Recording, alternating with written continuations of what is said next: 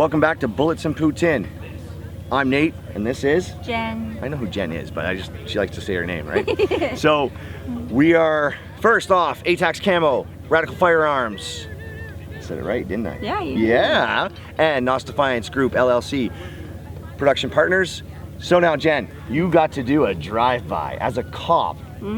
How awesome was that? It was cool. I didn't realize there were skills to that. There is skills to a drive-by, isn't there? All right, so before we get carried away, break down your event.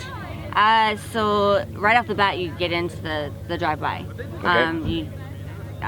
You got your gear on still. You get into the what are those ATV things, whatever they're called, golf cart. Razor thing or something. Sure. So you get into that, and then you have an A post and a B post.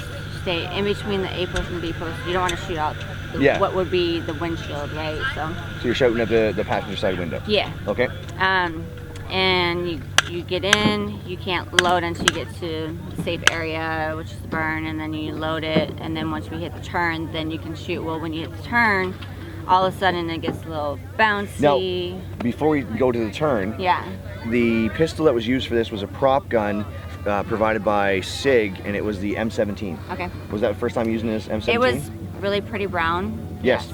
Yeah, so it was the first time using it? Used, yeah. Okay.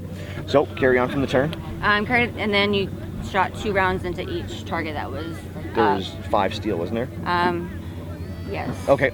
It was a drive-by, so I mean... It was fast. It was fast. And then once you came out of the drive-by, what was next? And then you unloaded, left it there for them. Then you jumped out and you went and did sandbags over the 100-foot bar. 100-foot bar? I don't know how tall 8 is foot. that? 8 foot. 8 foot bar. 8 foot. So I learned that the best way to do that would be like this. Okay. So a lot of when we did it in the beginning yesterday, I tried to do like this, and that's not good for my me personally, because I'm stronger in my legs versus my upper body. So you were doing more of this strongman up over the heavy bar kind of thing. Okay. Yeah. And then hoping that it like made it right. Yeah. So you're like waiting for people to like clap instead of like they're like, oh, right. Yeah, so you're looking for the response. Yeah, so one got stuck and the guy was like, oh, just pull down duty. I was like, no. I used like my rifle and like pushed it over. So got that done. Then dropped that in. Then we picked up the 50-pound sandbag and ran to the. I half walked. Shuffled. I shuffled to the targets and then shot another demo gun that they had. Yes, the 300 rifle. Blackout from SIG. Again, it's a 300 Blackout that we got to shoot. Yeah, that was cool. So at one point, I felt like I lost my optic, but it was just me not doing it right, and so. Try better. Yes. Okay. Note taken. Yeah. Then we picked up the bag again, ran, and then went. I don't know if you can see it in the camera, but that little white board thing. So the roof prop. Yeah. Okay. So we got on the roof. Did a little froggy dance, whatever. And you had like 5 on each target, which there was 3 targets. Okay. I think I only got 1 miss. Oh, nice. Yeah, so I nailed them. Then pistol. We cleared it, got everything. Then you did pistol, 3 rounds on each target, which I think I got an FFL because I did 4 rounds because I'm so used to like shooting until you hit it. Yes. So then I lose count. Yep. So that's important. To learn how to count. And I echo what you say because I fell into the same thing. I got my first FFL or FFI today, failure to follow instruction. Yeah. Which anybody from my old Army days would know that I should have that all the time. Did I call it FFL again? Yeah. Keep doing that. It's an F. See, another failure to follow instruction. So I got my first one, and I actually stopped as soon as I realized. I was like, and I pulled up my phone, and I took a selfie with the judge. I'm like, I need this moment. So, but getting back onto it, there was I got sucked into trying to hit. Instead of hit the thing 5 times, it was only shoot 5. So instead of hitting the panel or just shooting, just didn't matter if I hit or miss. I still got sucked into it. Whereas like, oh, I'm hitting it, boom. I'm hitting it, boom. I'm hitting it, boom. 1, 2, shit, was that 4 or 5? Right, exactly. So it's all good. It's not like I wasn't like tied for first or anything. Well, you probably were until that FFI, and then it dropped you into oblivion. Right. But no, and again, now let's actually I want to talk about that real quick because we didn't come here to win. No. And something that's come up in the games today, and it's been echoed throughout our whole channel, is if you're going to win, you better be your best at that day to beat everybody else. And we've come to this. You don't know who's going to show up. Exactly. So all you can really do is just do what you can do, and then use that as a benchmark every time. And if you win, well, you probably were your final, absolute best of whatever showed up. I 100% pushed myself past any limit that I thought that I had. So perceived limits gone. Gone. Like I as far as like fitness wise, this is probably the hardest thing that I've ever done in fitness. Really? Yes. Okay. So and I've done a lot. And there's the hardworking staff behind us. Without them, it would just be a bunch of crazy people like us screwing up FFIs and FFLs. No, you're right though. Physically, this is something that is always going to test you, because you go from that full-on exertion to, oh my goodness, I have to do something very, very precise. Yes.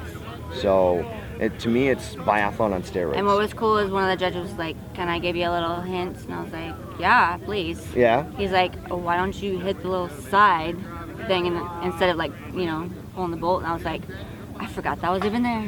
Because you get sucked into that mindset. Yeah. So, what was your biggest takeaway from this battle? Oh, you know what my biggest is the thing? The sandbag, the sandbag. I was carrying it on one shoulder and like, you know, I'm like, okay, I'm just gonna walk. As soon as I put it like more on the back of my back, I could run with it. Yes. Yeah. You could square it off. Yeah. And that's when you're doing weighted loads. Having it on your shoulders is better going down your back instead of having it at your lower back, skeletally wise. That means skeletal. Or Skittles. Skittles. And on that note, I think we owned our Skittles today. We owned our Skittles. Yeah. So, I'm Nate. This is Jen. This is Bullets and Poutine. Hope you've enjoyed these battles. Look forward to more content from Jen, Nate, and Tom behind the camera, as we have all sorts of stuff planned for 2020. And if you're watching this in 2021, go back and watch everything we did in 2020. Okay? Little time travel. Yeah. Take us out. Thank you, everybody. I really Go appreciate, through. Yeah. Oh, yeah. Thank you for our sponsors. Yeah. Well, production partners. Production partners. Can you help me out with it? So. Oh, Radical Firearms, of course. Okay. Yeah, I've got that one. A-TACS CAMO. Yeah, and? No. You're gonna have to say it. NOUS Defiance Group LLC. Yeah. And? B5 Systems and Primary Arms. Thank you very much, Jen. This has been a hoot. Don't go away, because shortly you'll be able to watch our wrap up of the whole weekend and future plans. Alrighty. Sounds good? Yeah, thank you. All right, Skittles, let's go.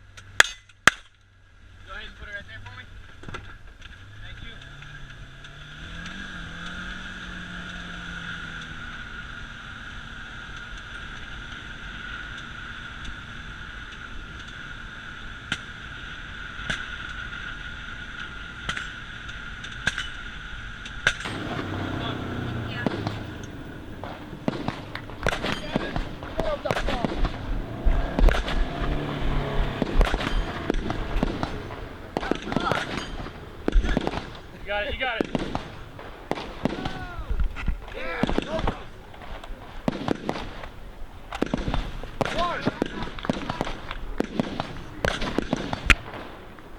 Put it down on the other side. Put it down. Just jump and grab it. Put it down. Hey! That counts.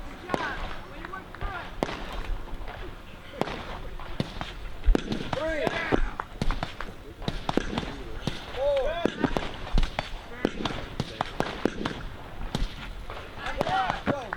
Go.